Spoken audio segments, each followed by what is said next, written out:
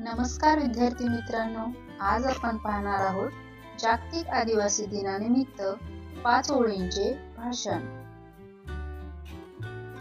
9 August हा दिवस संपूर्ण जगभर जागतिक आदिवासी दिन म्हणून साजरा केला जातो।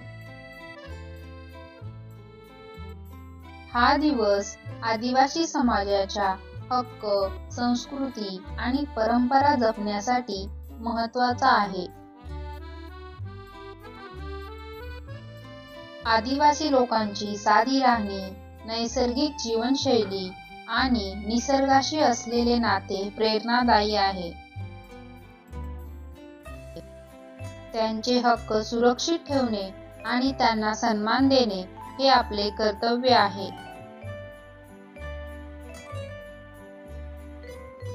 चला, या दिवसाच्या निमित्ताने आपण आदिवासी संस्कृती जपण्याची शपथ घेऊया।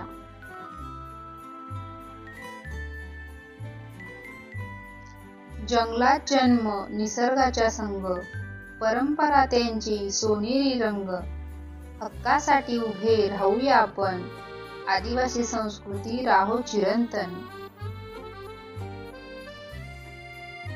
तुम्हाला जर हे भाषण आवडले असेल तर लाईक करा, शेअर करा आणि चॅनलला सबस्क्राईब करा। Thank you.